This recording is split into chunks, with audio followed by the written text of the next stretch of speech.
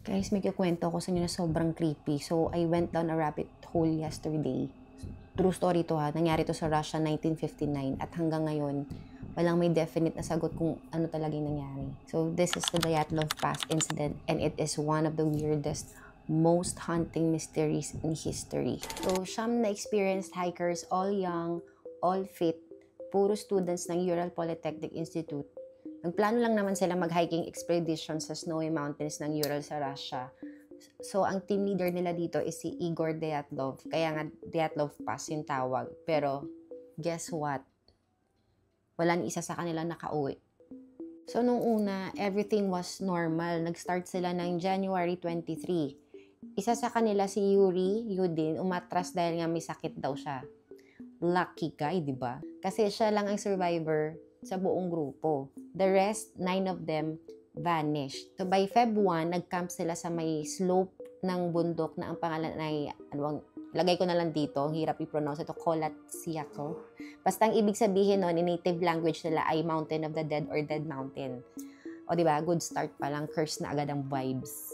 So after ilang araw na walang balita from them, kasi kailangan nilang mag-inform doon sa next checkpoint nila. So, nung Feb 26, nag-start na yung search team. At ang una nilang nakita ay yung tent.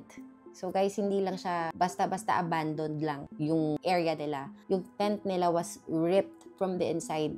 Kumbaga, naiwan lahat doon. Ang gamit nila like jackets, boots, food supplies. And para bang nagmamadali silang lumabas na barefoot sa snow at negative 30 degrees Celsius ang lamig. Imagine nyo yun. May footprints, no, pababa ng slope, papunta sa forest, pero barefoot ha. Yung iba, may isang medyas lang. Sino ba namang lalabas na tent na ganun kalamig na walang sapatos, diba? Negative 30 degrees Celsius. So, sa ilalim ng pine tree, may dalawang katawan. Walang half naked. Mukhang nag-try daw magsiga ng apoy. And then, may tatlong katawan in between, parang pabalik sana ng tent, pero natumba before they made it. Pero ito yung pinakagrabe, guys. Yung last 4 na nakita, na nasa ravine, kita daw under 4 meters ng snow. Yung dalawa, may massive chest trauma. Parang nabangga na sa sasakyan, ganun yung level ng injury niya. Pero walang external wounds. Yung isa, wala nang, at both to. Yung isa naman, wala rin. Yan. Tapos may traces ng radiation sa clothes nila. Hindi normal hypothermia yung ganun. So, ano nga raw yung nangyari? Ang daming theories like avalanche daw, pero wala namang science.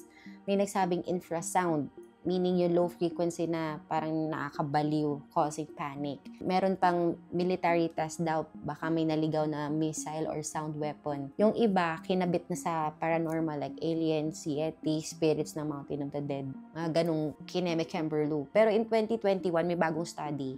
Sabi nila, it might be a slab avalanche. Meaning yung biglang pagbagsak ng snowplate enough to crush bones pero not leave obvious external injuries. Logical, pero ang dami pa rin hindi tugma.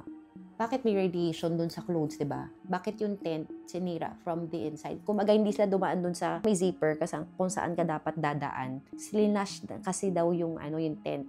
Kumaga yung sinasabi nila na sinira from the inside. Kaya ang weird. Pero hanggang ngayon guys, wala pa ring 100% solid answer. So, what's the official report? Ang sabi, a compelling natural force daw. Vague, diba? Big much. Parang ang lumalabas, once na nalaman na ng mga taga-Russia yung about dun sa incident, parang biglang sinabi na lang ng government, shutdown na natin to, case closed na. Ganon. Pero kayo guys, ano sa tingin nyo nangyari? Was it nature? Was it military? Or something unnatural or supernatural? Comment yung theories nyo or kung gusto nyo pa ng stories like this, comment your story suggestions and don't forget to follow, like, share, and save. See you at the next one. Bye!